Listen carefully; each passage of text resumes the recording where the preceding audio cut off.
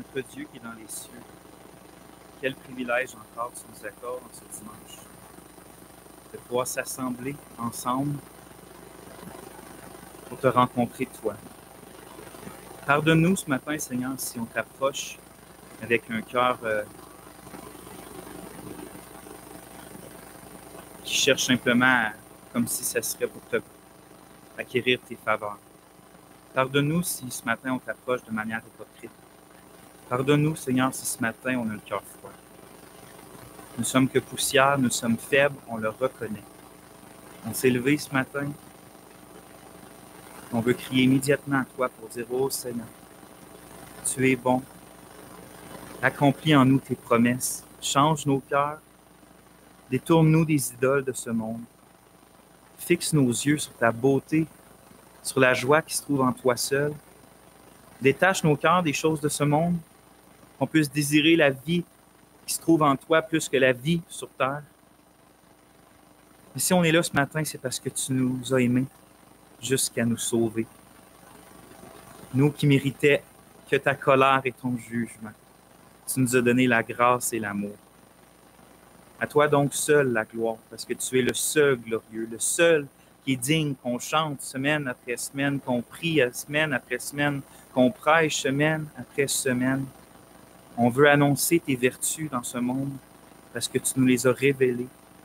Et donc, Seigneur, que cette prêche ou cette unité entre tes mains encore, par ton esprit, pour nous faire voir davantage ta gloire, mais les grâces que tu nous donnes en Jésus notre Sauveur. Oui, utilise ça pour ta gloire, en Jésus. Amen.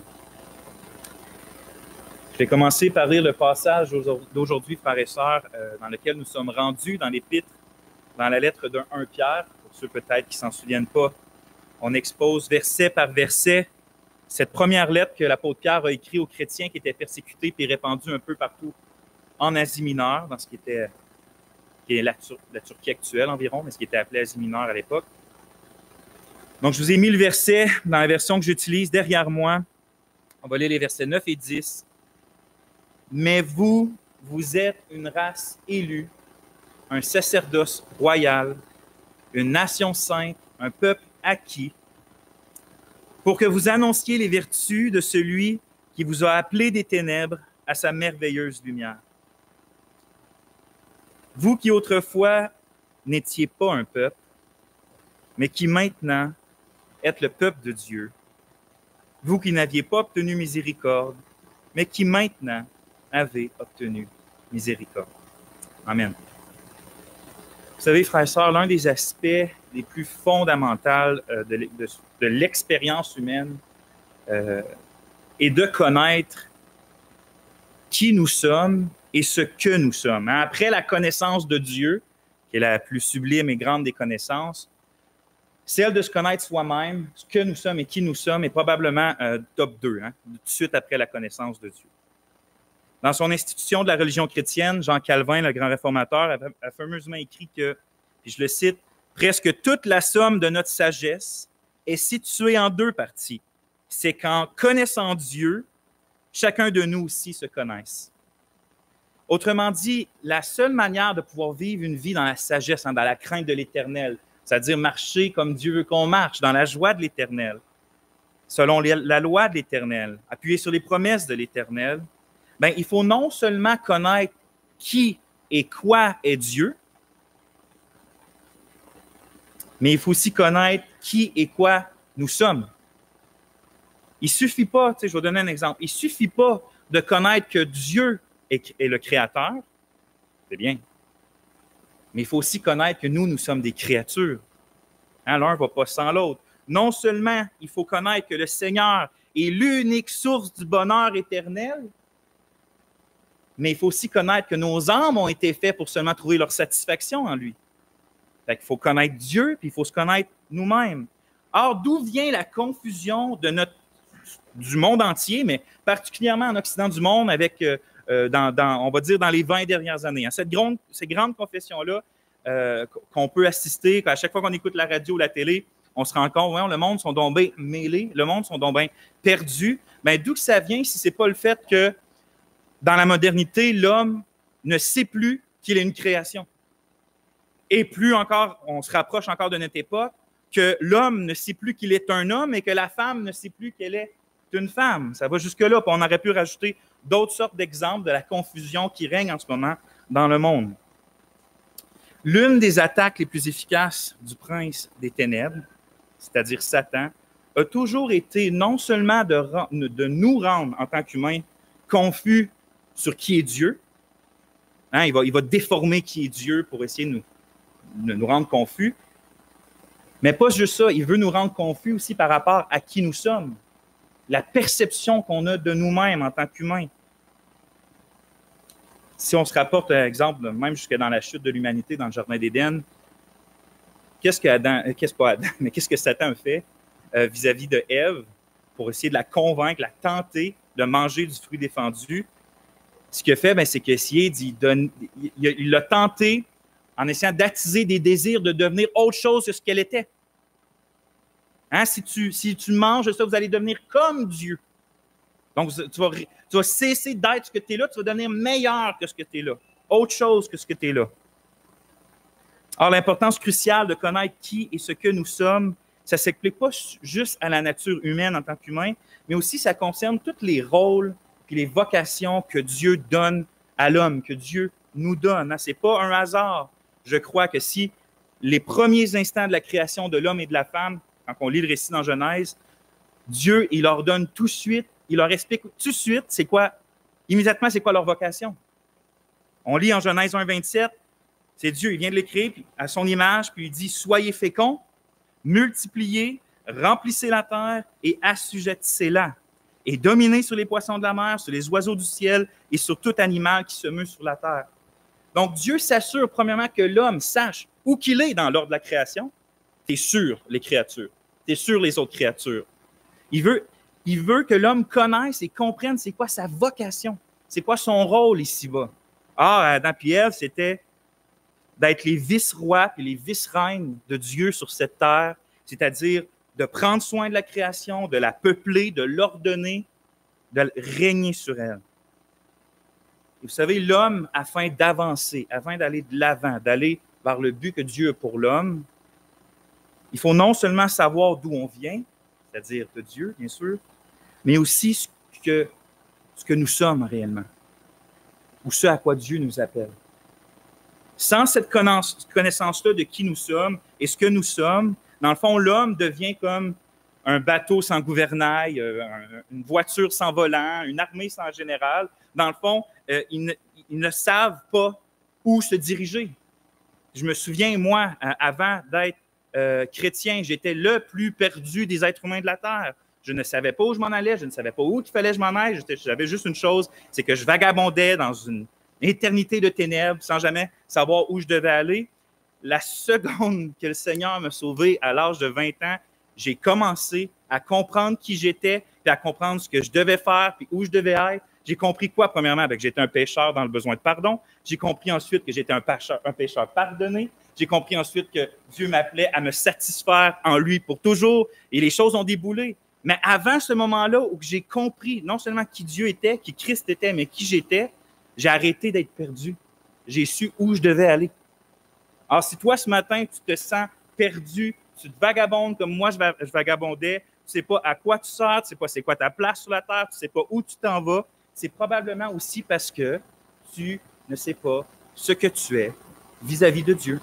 Tu ne sais pas ce que Dieu attend de toi. Ce qu'il veut de toi, c'est que tu sois sauvé. Alors, ce qui est vrai pour l'homme en tant que création, c'est aussi vrai pour le chrétien en tant que nouvelle création. Ce que je veux dire, c'est que lorsque nous sommes sauvés de la puissance du péché, de la condamnation du péché par Jésus, bien, on devient quelque chose d'autre. On devient une nouvelle personne, quelque chose de différent. On ne devient pas autre chose qu'un être humain. On ne perd pas notre personnalité non plus, mais on devient vraiment quelque chose de bien différent de ce qu'on était avant de connaître Christ, c'est-à-dire qu'on était des ennemis de Dieu, sous le coupable, donc sous la condamnation de Dieu. Mais à la seconde qu'on croit en Jésus, puis que Christ, sa justice nous couvre, on change vraiment. Il y a quelque chose qui se passe. Non seulement je parle de la moralité qui change, mais on change vraiment profondément, spirituellement. sais, on passe de la mort à la vie, des ténèbres à la lumière, de marcher par la chair à marcher par l'esprit. On passe d'ennemis de Dieu à enfants de Dieu. Donc, il y a tout un changement qui se passe avec la nouvelle naissance et la conversion. Mais malheureusement, en tant que chrétiens, il nous arrive trop souvent d'être autant confus, ou en tout cas de ressembler au monde en quoi? En ce que nous aussi, on est confus sur ce qui nous sommes vraiment en Jésus. Nous aussi, on perd de vue notre vraie identité en Jésus. Ce que Dieu, à quoi il nous a transformés, ce que nous sommes maintenant et donc où qu'on doit aller. Rappelez-vous la prédication de Pasteur Gérard il y a quelques semaines sur Romains 6. Il nous montrait que, il nous enseignait et il nous exhortait que si on veut vraiment être capable de vaincre le péché dans nos vies, puis mettre à mort le péché dans nos vies, mais il est crucial qu'on comprenne et qu'on mette en pratique cette parole-là de l'apôtre, qui est en Romains 6, 11. Considérez-vous vous-même comme mort au péché, mais comme vivant à Dieu dans le Christ Jésus. Considérez-vous. Et donc, dans la vie chrétienne, il ne suffit pas d'être quelque chose, il faut savoir ce que nous sommes. Il faut considérer ce que nous sommes. Par exemple, dans le cas que je viens de citer dans Romains, il ne suffit pas d'être mort au péché, il faut se considérer comme tel. Il faut le savoir, le comprendre. Ça, ce n'est pas juste pour mettre le péché à mort dans nos vies, c'est concernant toutes les réalités de notre identité ou de nos identités en Jésus. Ce n'est pas un hasard, frères et sœurs, c'est presque l'entièreté des lettres du Nouveau Testament, des lettres apostoliques, avant de parler de ce qu'on doit faire en tant que chrétien, s'acharne à chapitre après chapitre nous dire ce que Dieu a fait pour nous et donc ce que nous sommes. Constamment, le pattern, la manière de faire dans les écrits apostoliques, c'est « Voici ce que Dieu a fait, voici donc ce que vous êtes, voici donc ce que vous devez faire. » Mais ce qu'on doit faire vient après ce qu'on sait ce que nous sommes en Jésus. Puis l'apôtre Pierre, dans notre passage que j'ai cité tantôt, on y arrive, il ne fait pas exception. Remarquez qu'avant de nous dire qu'on est appelé à annoncer les vertus de celui qui nous a appelés, on en parlait dans quelques messages de ça, mais il prend la peine d'écrire aux chrétiens ce qu'ils sont. C'est-à-dire, ils sont une race élue, un sacerdoce royal, une nation sainte, un peuple acquis. Puis l'ordre est absolument crucial. Bien trop souvent dans nos vies, on fait l'erreur d'aller trop vite à l'action, aller trop vite à l'éthique, aller trop vite au faire, alors qu'on grandirait plus grandement, on serait même plus édifié, puis plus en mesure de faire, si on quitterait juste moins vite la contemplation de ce que nous sommes, ou plutôt de ce que Dieu fait en nous. De juste bien comprendre, bien contempler, bien admirer ce que Dieu est en train de faire en nous, ce que lui-même, dans sa souveraineté, fait en nous, ça nous aiderait même après à mieux faire comme il faut ce qu'il nous demande de faire. Alors, trop souvent, on se trompe dans le faire parce qu'on ne comprend pas assez bien ce que Dieu fait en nous.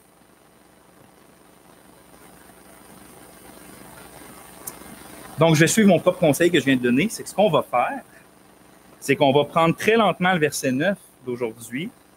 Puis on va le voir en deux messages, en fait. On va prendre le temps de méditer ce que nous sommes, selon ce que Pierre écrit au verset 9. Ce que nous sommes, nous qui croyons puis qui faisons confiance à Jésus. Ceux qui ont reçu peut-être le bulletin, et pas le bulletin cette semaine ou hier, le titre, c'était « Quadruplement privilégié », parce que je pensais adresser les 4 titres honorifiques qui sont donnés aux chrétiens derrière. Hein. Donc, je pensais voir les 4, une race élue, un sacerdoce royal et ainsi de suite. Or, j'ai changé un peu mon message. J'ai décidé de le mettre en 2 messages à la place. Fait qu'aujourd'hui, on va voir une race élue, un sacerdoce royal. La semaine prochaine, si Dieu nous rend vivants jusque-là, puis si son retour n'est pas encore arrivé, on va adresser une nation sainte et un peuple acquis. Donc, ma prédication originale, le titre de ma prédication originale aujourd'hui, c'est « Une race élue et un sacerdoce royal ». C'est le titre de la prédication. On va voir 3 points. Premièrement, on va voir qu'on est privilégié en Jésus-Christ. Privilégié en Jésus-Christ. Deuxième point, c'est une race élue. On parlait du premier titre. Et troisième point, c'est un sacerdoce royal. Donc, privilégié en Christ, une race élue, puis un sacerdoce royal. Je vais prier, puis on va commencer. Ta parole, Seigneur, est une source inimaginable de réconfort et de sagesse et de connaissance. Pourtant, elle reste souvent juste dans notre tête sans se rendre jusqu'à notre cœur. Et on veut te demander de nous aider à faire ce chemin-là aujourd'hui, de rendre la connaissance en contemplation, en admiration, en action de grâce, puis en marche chrétienne, qui te plaît bien sûr. Amen. Privilégié en Jésus-Christ, c'est mon premier point. La raison pour laquelle j'utilise le mot privilégié, qu'au début mon titre c'était quadruplement privilégié, c'est assez simple, c'est parce que c'est basé sur le fort contraste que Pierre fait entre le verset 8, qui n'est pas là, on a vu la semaine dernière. Donc, le contraste entre la fin du verset 8 puis le début du verset 9 d'aujourd'hui. Je vous rappelle ce que Pierre dit au verset 7-8, parce qu'ils ne sont pas affichés là. Pas je vous le cite, mais je vous rappelle essentiellement, il commence à décrire les incrédules, ceux qui ne croient pas, en montrant les conséquences de rejeter Jésus, la pierre angulaire, c'est-à-dire le seul sauveur que Dieu ait donné. Donc, il commence à décrire les conséquences puisque ça fait de rejeter Jésus. Or, dans le but d'encourager ces lecteurs qui sont persécutés par ces mêmes incrédules qui ont d'abord crucifié le Christ aussi, dans le but de les encourager, il mentionne que même les actions volontaires pécheresses qu'eux sont en train de faire contre les chrétiens, bien en fait, même ça, ce n'est pas en dehors du plan de Dieu. Ce n'est pas en dehors de ce que Dieu accomplit. Parce que quoi? Puis je cite la fin du verset 8, c'est à cela aussi qu'ils ont été destinés, en parlant des incrédules. Je ne vais pas retourner dans ce message-là. Si vous êtes intéressé de savoir plus en détail qu'est-ce que ça veut dire, la prêche est toujours sur Internet. Mais la raison pourquoi je tenais à le mentionner, c'est simplement pour qu'on voit le contraste entre la fin du verset 8, en fait, entre l'entièreté du verset 8 et le verset 9. Écoutez bien, je vais vous lire la fin du 8 et le début du 9, juste pour qu'on le voit. C'est écrit, c'est à cela aussi qu'ils ont été destinés, mais vous êtes une race élue. C'est à cela qu'eux ont été destinés, mais vous êtes une race élue. La traduction Nouvelle édition de Genève, 1979, le rend encore plus fort, parce qu'il traduit en disant, c'est à cela qu'ils sont destinés, vous, au contraire, vous êtes une race élue. Et donc, le contraste que l'apôtre, je crois, est en train d'essayer de faire est assez évident. Les incrédules ont été souverainement, dans le plan de Dieu, destinés à se heurter contre le Christ, alors que nous, les croyants, on est au contraire une race élue, un sacerdoce royal, une nation sainte, un peuple acquis. C'est pour ça que j'utilise le mot privilégié, parce qu'on méritait le même endurcissement de cœur que tous les autres pécheurs. On méritait absolument rien de positif de la part de Dieu, comme absolument tout le monde. Il n'y a rien en nous qui a incliné Dieu plus vers nous. On était tout le monde digne de la condamnation de Dieu. Et pourtant, Dieu a voulu agir différemment envers nous. Pas à cause de nous, mais à cause de son propre plaisir souverain à vouloir manifester sa grâce libre. Il a décidé de nous privilégier en Jésus. Et non seulement nous sommes les privilégiés de Dieu, juste comme ça, vague, mais comme j'avais prévu d'en parler au début, nous sommes quadruplement privilégiés. Et ça, on va le voir aujourd'hui dans le prochain message. On n'est pas juste privilégiés parce que si on se met en contraste avec les incrédules, les incrédules ont été destinés à se heurter contre Christ, vous êtes privilégiés parce que vous êtes choisis de Dieu. Ce n'est pas la seule chose, le seul contraste, je pense, que Pierre fait. L'autre est encore plus extraordinaire, selon moi. C'est parce qu'il cite, quand il parle d'une race élue, un sacerdoce royal, une nation sainte, un peuple acquis, en fait, il fait référence à des titres de l'Ancien Testament, à des passages de l'Ancien Testament qui étaient pour ou qui désignaient le peuple de l'Ancienne Alliance, les Juifs, Israël. Puis Pierre les prend, puis l'applique aux croyants en Christ, l'applique à ceux qui s'approchent de Dieu par Jésus, aux chrétiens. Pourtant, quand tu lis l'Ancien Testament, la race élue, c'était les Juifs. Celui qui était appelé à être un sacerdoce royal, c'était les Juifs. La nation sainte, c'est-à-dire mis à part des autres, c'était les Juifs.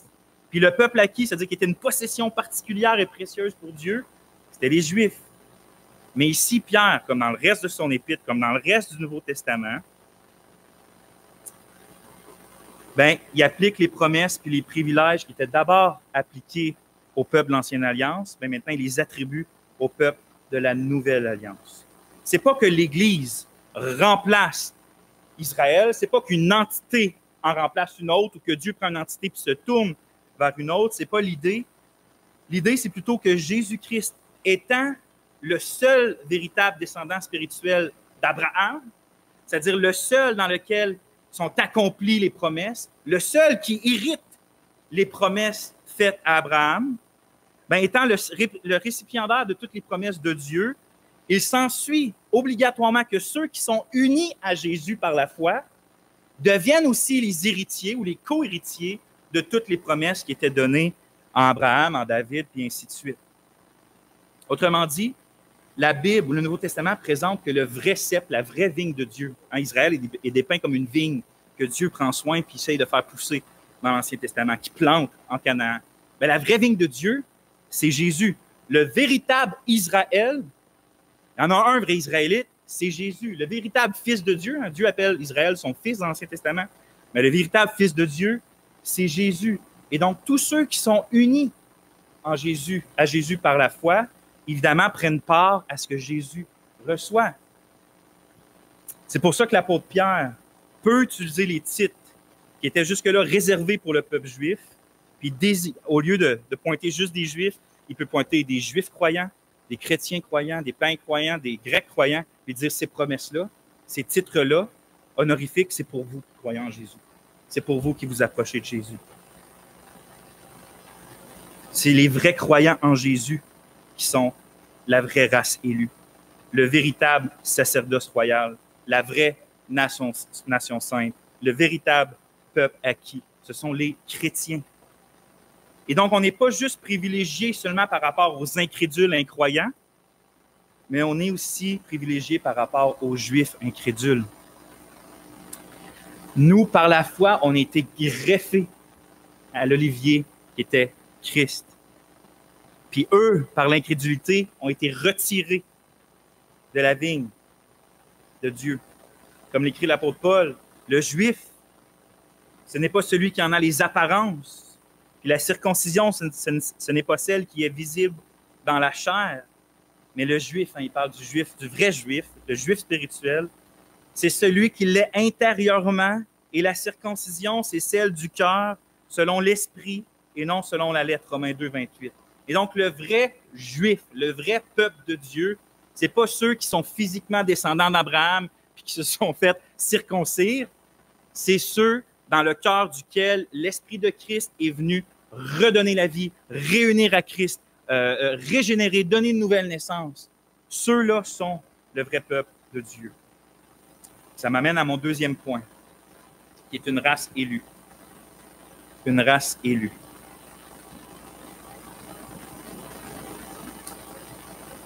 Le premier privilège, puis le titre, je dis un titre honorifique, parce qu'on voyait au verset 6 que les chrétiens reçoivent honneur pour croire en Christ. Alors, un de ces honneurs-là, c'est d'être capable ou de pouvoir se dire « Ah, je fais partie de la race élue de Dieu ». Le mot grec traduit ici par race, c'est génos. D'où vient notre mot français gène, les gènes. Puis génos, de manière large, ça désigne donc toutes les personnes qui descendent d'une lignée commune, qui sont interreliées les unes aux autres, que ce soit par sang ou d'une autre manière. Autrement dit, génos, de manière plus précise, ça peut faire autant référence à une descendance qu'à une génération, une postérité, une famille, une race. C'est toutes des manières de pouvoir traduire génos, de l'appliquer en tout cas. Donc Pierre, il dit que tous ceux qui croient en Jésus, tous ceux qui lui font confiance, ceux qui s'abandonnent en lui, forment une seule et même race, ou on pourrait dire une seule et même famille, une seule et même lignée. Alors, ça peut paraître étrange pour des gens de l'extérieur de l'Église qui entendent, qui entendraient que vous dites que vous êtes une seule et même race, ou peut-être on va prendre l'exemple concret de la CRN, il entre, il nous entend dire qu'on est une seule et même race, et pourtant, lui, quand il arrive ici, puis très littéralement, il regarde, il dit, ben, s'il y a bien une chose que mes yeux voient, c'est que l'Église ici n'est pas formée d'une seule race. Mais il se trompe en disant ça. Pourquoi? C'est parce qu'il regarde avec les yeux physiques. Il regarde la couleur de peau, l'accent. il regarde d'où que la personne vient dans le monde, il regarde la culture des personnes. Donc, il se dit, c'est plusieurs races ici. Mais il se trompe justement parce que l'Assemblée chrétienne de Rwanda est, elle, est bien une seule et même race. Pourquoi? Parce que nous sommes tous chrétiens avant d'être québécois, avant d'être ivoiriens ou congolais ou français ou haïtiens. Avant ça, nous sommes bien plus fondamentalement des chrétiens. Nous sommes, je ne sais pas si on peut dire ça comme ça, mais je vais le dire pareil, de la race chrétienne. Nous sommes du Christ. Quand je vois arriver, par exemple, Cyril Kambaba, si j'oublie son nom de famille un instant, je ne vois pas premièrement un Africain venir de la République démocratique du Congo, c'est ça mon frère? Ah, ça c'est toi. Ben, d'abord, je vais parler de Farini. Quand je vois Farini arriver, hein? Je ne vois pas premièrement une femme arriver ici, je me dis, ah, une Africaine. Non, je me dis, ah, une sœur en Christ. Si je prends José Lessard, quand je la vois arriver ici à l'église, je ne suis pas comme, ah, une Québécoise comme moi. Non, je dis, ah, une sœur en Christ comme moi, je suis en Christ. Les chrétiens forment une seule et même race parce qu'ils sont tous membres d'une seule et même famille, ayant été spirituellement engendrés par un seul et même esprit. Vous savez, peut-être qu'on a de la misère, surtout à notre époque actuelle, infestée par le néo-progressisme, on a de la misère à utiliser même le mot race, puis ça a plein de mauvaises conjonctions et tout ça. Mais les chrétiens des premiers siècles n'avaient pas de la misère à soit se faire désigner comme une autre type de race ou eux-mêmes utiliser ça et dire, ben oui, nous sommes une autre race. Par exemple, au 4e siècle, un surnommé Didyme l'aveugle, parce qu'il ne voyait pas, bien évidemment, écrit « Ceux qui ont accepté l'Évangile et qui sont nés de nouveau d'une semence incorruptible constituent une race élue et approuvée. » Au 2e siècle, le fameux Tertullien écrivait « On dit en effet que nous sommes la 3e race d'hommes. » Puis par ça, il voulait dire que il y a les Juifs, il y a tous les païens, à part des Juifs qui sont mis dans le même panier, mais Dieu a fait une nouvelle race qui sont les chrétiens. En disant que nous sommes une race, Pierre affirme donc que tous ceux qui croient en Jésus, et ça, bien que littéralement, physiquement, ils viennent d'ailleurs dans le monde, qui sont des races terrestres différentes, en réalité, en Jésus, on constitue la seule et même race spirituelle, les seuls et mêmes descendants du Christ, famille de Dieu. L'apôtre Paul disait la même chose que Pierre, un peu plus étoffé, mais en Galates 3, verset 26. Il écrit « Car vous êtes tous fils de Dieu par la foi en Jésus-Christ. Vous tous qui avez été baptisés en Christ, vous avez revêtu Christ. » Écoutez bien, il n'y a plus ni juif, ni grec. Hein? Il n'y a plus ces deux races-là.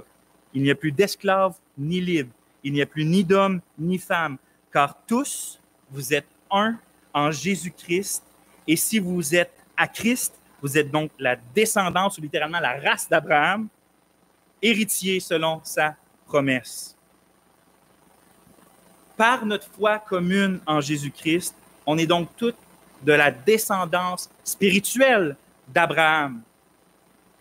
Par notre foi commune en Jésus, nous sommes tous fils et filles du même Dieu. Et donc, nous faisons partie de la même famille. Donc, s'il y a bien une place dans le monde où que le racisme n'a aucunement sa place, c'est bien dans l'Église de Jésus-Christ, parce qu'il n'y en a pas plusieurs races dans l'Église de Jésus-Christ. Il y en a seulement une, puis c'est celle d'être chrétien.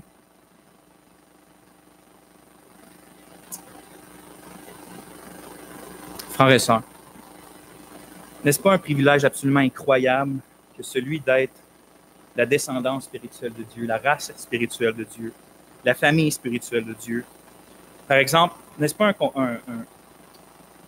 une bénédiction incomparable que de pouvoir quitter Rouen, ou venir à Rouen, je vais prendre l'exemple de quitter Rouen, puis d'aller partout dans le monde, dans des places qu'on n'a jamais mis les pieds, et pourtant de mettre les pieds là, et de trouver notre famille lorsqu'on rencontre des chrétiens.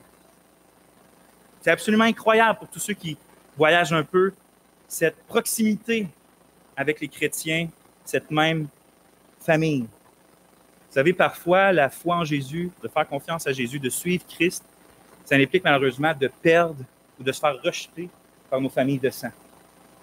Ça arrive encore des milliers de chrétiens dans le monde, des millions de chrétiens dans le monde, c'est arrivé à certains d'entre vous même, qui est comme rendu en dehors de sa famille.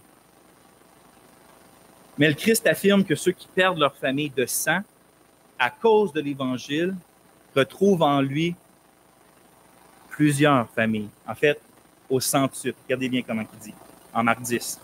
Il n'est personne qui, ayant quitté à cause de moi et à cause de la bonne nouvelle sa maison, ou ses frères, ou ses sœurs, ou sa mère, ou son père, ou ses enfants, ou ses terres, ne reçoivent au centuple présentement dans ce siècle-ci des maisons, des frères, des sœurs, des mères et des enfants. Comme l'Éternel l'avait proclamé dans le psaume 68,7, Dieu donne une famille à ceux qui étaient abandonnés. Alors, j'ai deux applications déjà pour ce qu'on vient de voir par rapport à une race élue. Deux applications qui nous concernent, nous, ici, à cette Église. La première, c'est que frères et sœurs qui sont membres de cette Église, on doit, j'imagine que vous réalisez aussi, qu'il y a de plus en plus de frères et sœurs d'un peu partout, non seulement au Québec, mais dans le monde, qui arrivent ici et qui viennent à la CRN. Or, ces gens-là, en quittant souvent leur place, quittent beaucoup. Ils perdent beaucoup. Autrement dit, nous, on doit s'assurer qu'ici, ils trouvent leur famille. Je vais me reprendre. On doit s'assurer d'être leur famille parce que nous sommes leur famille, en vérité, en Jésus. Deuxième application, c'est plutôt pour vous, frères et sœurs, qui venez justement d'ailleurs puis qui arrivent ici. Mais n'hésitez pas, parce qu'on est une famille, de venir partager avec nous vos besoins quelconques, que ce soit spirituel, que ce soit matériel, peu importe les besoins. Venez nous les partager parce que nous sommes tous une même famille en réalité. Même si on n'a pas même si on a une culture différente des fois, même si on a peut-être une manière de s'exprimer ou de voir certaines choses différentes, reste que nous sommes bien plus pareils qu'on est différents à cause que nous sommes en Jésus. Donc, n'hésitez pas à venir nous communiquer vos besoins si vous en avez. On veut être une famille, votre famille, comme Dieu nous le demande. Ça va pour les deux applications. Maintenant, on arrive bientôt au deuxième titre privilégié, qui est celui d'un sacerdoce royal. Mais avant d'aller là, je trouve important de mentionner que l'apôtre ne fait pas juste dire qu'on est une race, mais on est une race élue. Une race élue. Il rajoute l'adjectif élu. Alors, le thème de l'élection, comme vous en rendez compte, revient constamment dans l'épître d'un Pierre. Pierre aime utiliser le thème de l'élection pour encourager les chrétiens persécutés, mais parce qu'il revient souvent, on en a déjà parlé souvent, et donc je ne vois pas nécessairement la nécessité de m'arrêter longtemps sur ce mot-là en ce moment, mais je veux spécifier quand même quelque chose que je trouve absolument extraordinaire, puis qui concerne le privilège d'être une race spirituelle de Dieu. Ton inclusion dans la famille de Dieu, parce que Pierre il dit une race élue, ça montre que ce n'est pas un accident, ce n'est pas un hasard qui est aujourd'hui dans la famille de Dieu. Si tu es chrétien aujourd'hui, autrement dit, c'est parce que tu as été élu. Ce qui veut dire, c'est que tu as été choisi. Ce qui veut dire que tu as été voulu. Voulu de Dieu. Puis ça, depuis toujours. Jésus, il faut comprendre, c'est l'unique fils naturel, je mets ça entre guillemets. C'est comme l'unique fils qui partage la nature divine de Dieu. Parce qu'il est Dieu. Nous, on n'est pas des fils et des filles naturelles de Dieu. On devient des fils et des filles parce que nous sommes adoptés. Or, justement, parce qu'on est adopté de Dieu, ça montre qu'on a été désiré de Dieu. Ça montre qu'on a été choisi par Dieu. Il n'y a personne qui a été tordre le bras divin du Seigneur pour lui dire « Je veux vraiment que tu prennes Vincent dans ta famille, il faut que tu m'écoutes, je veux vraiment... » Non, c'est Dieu qui fait ces pas-là. C'est de son propre cœur à lui. Et donc, si on est adopté dans la famille de Dieu, c'est que Dieu a regardé les enfants adoptés, ces créatures, il a dit, lui, je le veux. Parce que je suis bon, parce que je suis gracieux. Quel privilège. Nous sommes une race élue. C'était ça pour le premier point. Maintenant, deuxième point, je veux dire. Troisième point, le dernier du message, un sacerdoce royal. C'est peut-être le mot le plus compliqué pour ceux qui ne sont peut-être pas habitués avec le langage biblique, un sacerdoce royal. Non seulement on a une race élue, mais on a un sacerdoce royal. Cette expression-là, puis l'autre qui vient après, une nation sainte, Pierre cite directement Exode 19:6. En tout cas, s'il ne cite pas, il fait allusion.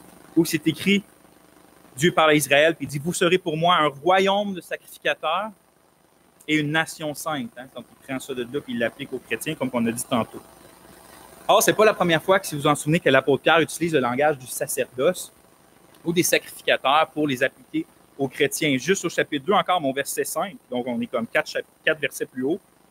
Vous ne l'avez pas là, mais on avait fait une prêche entière sur cette grâce-là de pouvoir être le sacerdoce de Dieu. C'est-à-dire qu'on est une communauté de prêtres. À ceux qui croient en Jésus, on est tous des prêtres pour pouvoir s'approcher, d'avoir le privilège de s'approcher directement dans la présence de Dieu, pour pouvoir lui offrir non des sacrifices physiques, mais des sacrifices spirituels, autant de louanges qu'une vie de piété, que d'action de grâce, que de prière. De pouvoir aller le voir, lui, pour s'en réjouir, pour l'adorer, pour le servir. Parce que Jésus, le Fils de Dieu, fait homme et l'unique médiateur entre les hommes et Dieu, ben on n'a pas besoin d'aller jusqu'en Italie pour aller voir le pape. On n'a pas besoin d'aller voir le pasteur, invoquer des anges ou des soi-disant saints qui sont dans les ciels. On n'a pas l'unique médiateur entre Dieu et les hommes, c'est Christ. Christ a ouvert les cieux pour nous faire entrer dans la présence de Dieu, la présence directe de Dieu. Et donc, on a ce privilège-là, frères et sœurs, en tant que sacerdoce, en tant que prêtre, de toujours avoir accès, comme on avait vu, à la présence de notre Seigneur. Hein?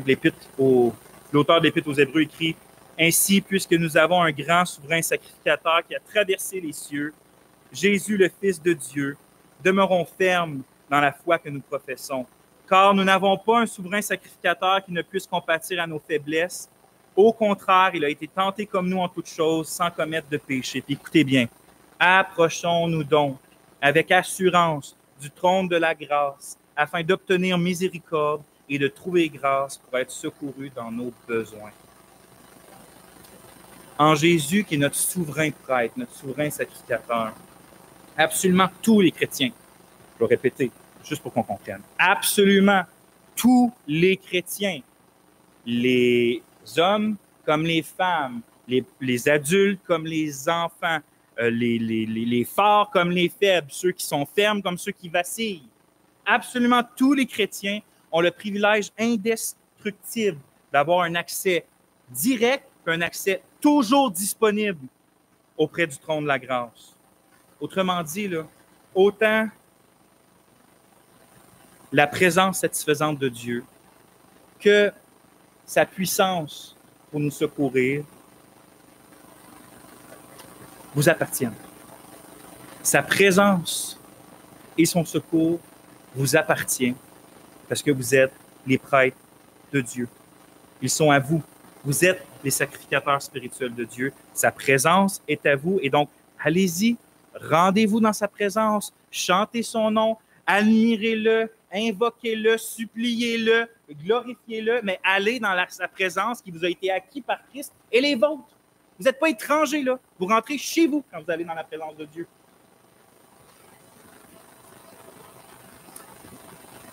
Alors, on avait déjà parlé de ça. Donc, je passe à ce que je trouve vraiment intéressant pour le reste du message, c'est de remarquer que Pierre, justement, il ne dit pas qu'on est un saint sacerdoce. Ça, il avait dit ça au verset 5, qu'on était un saint sacerdoce.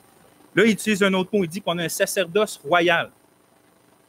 Un sacerdoce royal. Hein. D'autres traductions vont dire un royaume de sacrificateurs ou un royaume de prêtres.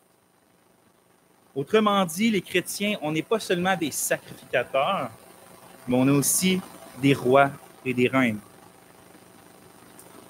On est des sacrificateurs royaux. On est des rois prêtres. On va prendre plus de temps qu'on a passé du sacerdoce pour parler justement de ça, parce que je crois que dans les 4 titres qu'il y a là, c'est probablement l'idée d'être roi qu'on médite le moins, qu'on applique le moins, qu'on célèbre le moins dans nos vies. Parce que ce concept-là, d'être des rois prêtres ou d'être un royaume de sacrificateurs, est absolument époustouflant pour quiconque est un peu habitué avec l'Ancien Testament, de lire l'Ancien Testament. Parce que quand on lit l'Ancien Testament puis comment ça se passait en Israël, puis ce que Dieu ordonnait à Israël, on se rend compte que ces 2 offices-là, celui du roi et celui du sacerdoce, c'est-à-dire celui d'être un sacrificateur, ne devaient pas se mélanger. Les rois d'Israël ne devaient pas aller offrir des sacrifices eux-mêmes dans le temple. Les sacrificateurs ne devaient pas aller s'asseoir sur le trône. On peut penser au roi Saül, qui a perdu justement la faveur de Dieu parce qu'il s'est improvisé sacrificateur. Ou encore, on peut penser au roi Osias, qui est un excellent roi pour 50 ans de sa vie environ. Mais vers la fin, regardez ce qui est écrit en 2 Chroniques, verset 26, verset 16. Mais lorsqu'il fut puissant, en parlant d'Osias, mais lorsqu'il fut puissant, son cœur s'éleva pour le perdre. Il pécha contre l'Éternel, son Dieu. Il entra dans le temple de l'Éternel pour brûler des parfums sur l'autel des parfums. Le sacrificateur Azaria entra après lui avec 24 sacrificateurs, 25 plutôt, non, 85 plutôt, sacrificateurs de l'Éternel, hommes courageux, qui s'opposèrent au roi Osias et lui dirent: Tu n'as pas le droit, Osias, d'offrir des parfums à l'Éternel. Ce droit appartient aux sacrificateurs, fils d'Aaron, qui ont été consacrés pour les offrir. Sors du sanctuaire quand tu commets un péché, et cela ne tournera pas à ton honneur devant l'Éternel Dieu. Donc, vous voyez, un homme ne pouvait pas être et roi et sacrificateur. Il ne pouvait pas avoir les deux onctions en même temps, les deux offices en même temps. C'était irréconciliable, ou presque. Pourquoi je dis ou presque? C'est parce que plus on lit l'histoire de la rédemption qui progresse dans l'Ancien Testament, on se rend compte que ces deux offices-là, roi et sacrificateur, devaient en fait ultimement s'unir dans une seule et même personne, le Messie promis. Or, on lit à ce sujet-là dans Zacharie au chapitre 6, verset 12. « Ainsi parle l'Éternel des armées. Voici un homme dont le nom est Germe, germera dans son lieu, et bâtira le temple de l'Éternel. Il bâtira le temple de l'Éternel, il portera les insignes de la majesté, il s'assiera et dominera sur son trône. Il sera sacrificateur sur son trône, et une parfaite union régnera entre l'un et l'autre. » En une seule personne, un seul Messie va être l'union des deux offices du roi et du sacrificateur. Non seulement du roi et du sacrificateur, mais en fait des trois offices qui avaient une onction dans l'Ancien Testament, c'est-à-dire prophète, roi et sacrificateur. Toutes ces onctions-là vont être unies en une seule et même personne qui est Jésus-Christ. Hein? Christ, c'est la traduction grecque de Messie. Ben, la version grecque de Messie en hébreu, par exemple. Ça veut littéralement dire quoi, Messie ou Christ? Ça veut dire onction. Le Seigneur Jésus, c'est l'homme qui est ultimement, que toutes les onctions de Dieu. C'est lui, l'ultime prophète, qui révèle, qui fait connaître le Père. C'est lui, l'ultime sacrificateur, qui offre sa propre vie en sacrifice pour les péchés des siens, mais aussi qui continue éternellement d'intercéder en leur faveur. C'est Christ qui est l'ultime roi aussi, qui dirige son peuple avec justice, mais aussi qui les protège, qui les conduit, mais qui les protège aussi de tous leurs ennemis. Ah, je fais un détour en parlant du Christ. Pourquoi? Encore une fois, parce que les chrétiens sont unis à ce glorieux Jésus par la foi, nous partageons en quelque sorte son onction aussi. Nous sommes les chrétiens de Christ. Littéralement, ça veut dire nous sommes les oints de loin. De loin, pas le... de celui qui est oint. Hein, chrétien, quand on s'appelle chrétien, c'est qu'on est les oints. Ainsi, tous les chrétiens sont des prophètes qui annoncent les vertus de celui qui vous a appelé. On va voir ça dans les prochains messages. Mais tous les chrétiens sont aussi des sacrificateurs qui offrent des sacrifices spirituels à Dieu, puis qui intercèdent en faveur de tous les saints, puis même de ce monde-là pécheur, afin qu'ils se tournent vers Jésus-Christ. Et finalement, tous les chrétiens sont aussi des rois et des reines qui règnent avec Jésus. C'est pour ça que Paul, par exemple, peut écrire en Éphésiens 2,6 que Dieu nous a fait asseoir ensemble dans les lieux célestes en Jésus-Christ. Où est assis Christ? Sur son trône royal. Et donc, nous aussi, nous qui sommes spirituellement unis avec lui par l'Esprit, nous sommes assis avec lui sur son trône royal. Daniel a prophétisé au chapitre 7, verset 18, en disant que les saints du Très-Haut recevront le royaume et ils posséderont le royaume éternellement, d'éternité en éternité. Or, non seulement ils le reçoivent, mais ils le possèdent, le royaume. Autrement dit, le royaume, en Jésus, leur appartient. Ils sont les rois et les reines du royaume. Ou les vice-rois, les vice-reines, si vous préférez, du royaume. Maintenant, tu écoutes ça et tu te demandes peut-être en quoi les chrétiens règnent-ils? S'il y a bien un peuple que je ne vois pas régner sur la terre, ce sont les chrétiens. C'est les chrétiens. Donc, en quoi règnent-ils, premièrement? Les chrétiens règnent parce qu'ils sont soumis à personne sauf à Christ. Ils sont libres. Comme des rois, sont soumis à personne, bien sûr, sauf à Christ.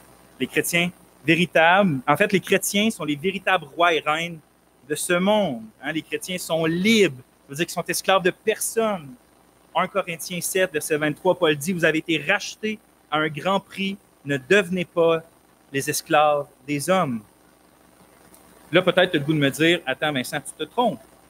Tu as bien voulu, tu étais bien intentionné, mais tu te trompes parce que clairement, dans la Bible, les chrétiens sont soumis à d'autres formes d'autorité. Hein. Il y a toutes sortes de rapports autorité-soumission dans la Bible. Les enfants envers les parents, les épouses envers les maris, les citoyens envers les autorités, puis etc. On peut en rajouter.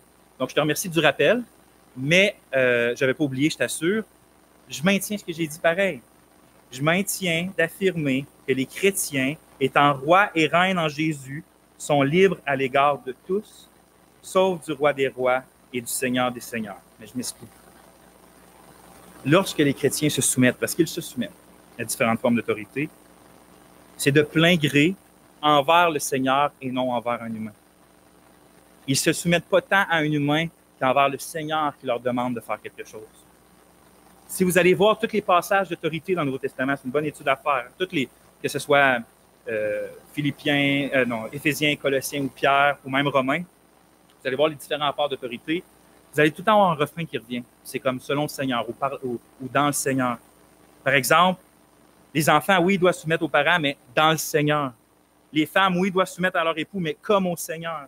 Les citoyens se soumettent aux dirigeants, même par motif de conscience envers Dieu qui a établi un ordre sur la terre. Et donc, les chrétiens sont des rois et des reines libres, puis s'ils se soumettent sans résister à différentes formes d'autorité, c'est que parce que, dans le fond, ils obéissent de cœur à celui qui est leur seule autorité au bout de la ligne, qui est Dieu, qui est leur seul maître. Le pasteur néerlandais Wilhelmus à Brekel écrivait au XVIIe siècle que l'objectif du chrétien n'est pas d'être soumis servilement, mais seulement parce qu'il a le Seigneur en vue et qu'il le sert de cette manière. Hein, oui, je me souviens à mon boss, mais dans le fond, pas tant lui. C'est pas lui. Je me soumets à Dieu qui me demande d'être un tel employé. C'est toujours le rapport, c'est toujours moi, je me soumets à Dieu. C'est là le lien direct. Je me soumets pas à un homme, vraiment. Donc, c'est la première chose. Puisqu'on est roi et reine, on est libre et on est soumis à un seul qui est Christ. Deuxièmement, si tu demandes en quoi les chrétiens sont des rois et des reines, bien, sache qu'ils le sont parce qu'ils règnent, ou plutôt parce qu'ils le sont, ils règnent avec autorité. Puis là, tu vas me dire encore, ben, je ne vois pas pantoute les chrétiens régner. C'est vrai qu'on ne voit pas encore cette réalité-là spirituelle. Mais le jour où Jésus revient, chercher les siens, puis établir le nouveau ciel et la nouvelle terre, tous verront les chrétiens littéralement régner sur la nouvelle terre. C'est écrit dans Apocalypse 5:10. Tu as fait d'eux, c'est à propos du Christ, tu as fait d'eux un royaume et des sacrificateurs pour notre Dieu, et ils régneront sur la terre. Tout comme l'humanité en Adam avait été faite afin de dominer sur le monde et de régner sur la terre, c'est ce qu'on a vu au début du message, bien, la nouvelle humanité en Jésus va voir toutes choses lui être soumis lorsqu'ils vont régner en Jésus. Lorsqu'ils règnent, parce qu'ils vont régner, je veux dire, avec Jésus pour l'éternité. L'auteur de l'Épître aux Hébreux, il va citer le psaume 8. Puis il va faire une application, je vous le lis. Chapitre 2, versets 6 et 8 d'Hébreux. Qu'est-ce que l'homme pour que tu te souviennes de lui, ou le Fils de l'homme pour que tu prennes soin de lui? Tu l'as abaissé pour un peu de temps au-dessous des anges. Tu l'as couronné de gloire et d'honneur. Tu as mis toutes choses sous ses pieds. En effet, en lui soumettant toutes choses, Dieu n'a rien laissé qui ne lui soit soumis. Cependant, nous ne voyons pas encore maintenant que toutes choses lui sont soumises. On ne voit pas encore que toute chose est soumise à l'homme, mais l'auteur, si on avait continué, nous montre que Jésus, qui était le deuxième Adam, le chef de la nouvelle humanité, en ressuscitant d'entre les morts et en étant élevé sur le trône à la droite de la majesté divine, est le premier fruit du règne visible de la nouvelle humanité, de l'humanité régénérée. Et donc, en Jésus, on voit déjà l'Église régner, les croyants régner, parce que leur chef règne. Et donc, nous, on ne le voit pas, on est bafoué, on est ri de nous, on semble rien posséder, mais le jour vient où ça va être nous qui va... En fait, on va voir qu'on est en train de régner avec Jésus, bien sûr. Troisièmement, la royauté des chrétiens se manifeste dans le fait qu'ils accompagnent Christ dans ses jugements.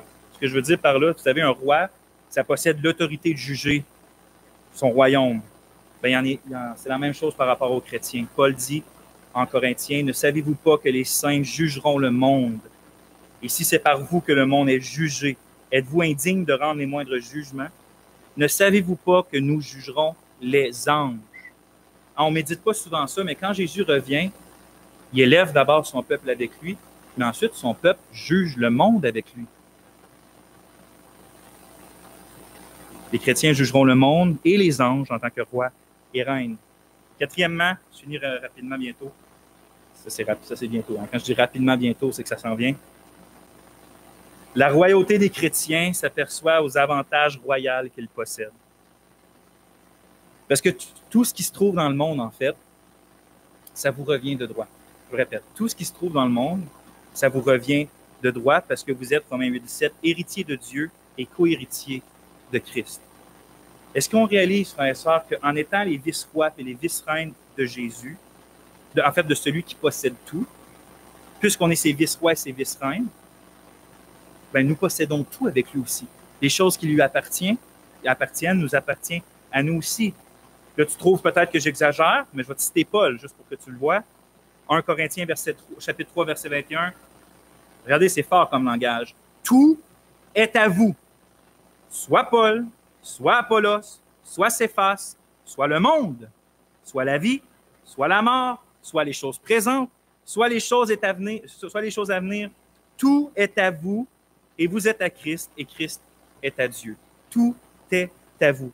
Tout ce qui existe dans la création, Dieu le donne aux saints. Dans quel sens? Il le leur donne pour leur service. Ce monde-là existe encore pour une seule et unique raison. Pourquoi tout n'est pas encore détruit? C'est parce que Dieu est patient envers ses élus. Il attend d'avoir sauvé tous ses élus. Puis entre-temps, il se sert du monde pour le bien de ceux qui l'appellent. Abraham disait, « Le soleil, la lune et les étoiles sont là pour les éclairer, en parlant des élus. Le soleil, la lune et les étoiles sont là pour les éclairer et les réjouir. La terre, dans toute sa plénitude, est là pour les nourrir, les vêtir et les divertir. L'oiseau dans le ciel, l'animal sur la terre et le poisson dans l'eau existent pour eux. Le diable en enfer doit les servir, même si c'est pour les sanctifier, bien que ce ne soit pas son objectif. Toutes les activités et tous les travaux des impies sont en fin de compte subordonnés aux saints pour l'âme et le corps. Les anges eux-mêmes, ô bonté merveilleuse, sont des esprits administrateurs, Hébreux 1:14, des esprits administrateurs envoyés pour servir en faveur de ceux qui vont hériter du salut. Est-ce que ça, on croit ça, frères et sœurs? Est-ce qu'on croit que nous sommes les rois et les reines du roi des rois et du Seigneur des seigneurs? Donc, que toute chose nous est donnée et mise à notre disposition pour notre bien. Donc, pourquoi t'inquiéter, par exemple, de tes finances?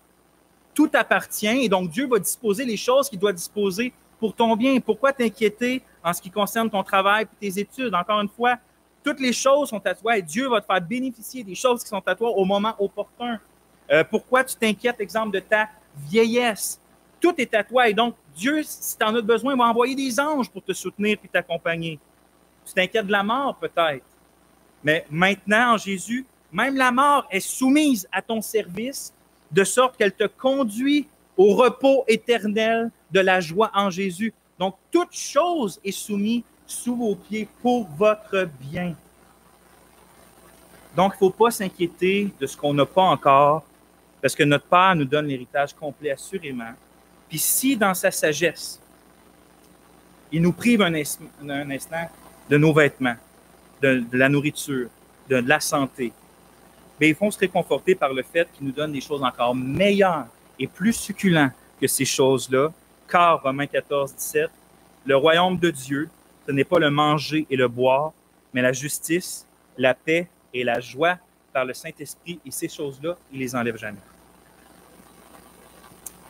J'allais terminer en disant « Soyez bénis », mais je me retiens parce que vous êtes bénis.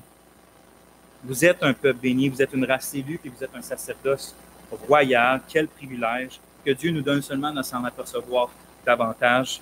On va prier, ensuite de ça, on prend une minute de silence. Notre Dieu, nous voulons te louer encore une fois ce matin pour ces grâces que tu verses sur nous avec abondance. On dirait qu'il n'y en a pas de fin. On dirait qu'on les regarde, qu'on les médite et qu'on trouve encore plus de grâce. Père, aide-nous ce matin à non seulement savoir que nous sommes une race élue, un sacerdoce royal, mais nous à vivre selon ces vérités-là. Aide-nous à être rassurés selon ces vérités-là. Si aujourd'hui, il y a quelqu'un qui ne t'appartient pas encore, quelqu'un qui est en dehors de la sphère de ta grâce, ô Dieu, aie pitié de lui, attire-le à toi, montre-lui ce qu'il est sans toi, afin qu'il court à toi, puis afin de connaître ce qu'il est ou ce qu'il peut être en toi. Sauve-le, sauve-les, affermis-nous, nous, ton peuple, et ça pour la plus grande gloire de ton nom. Amen.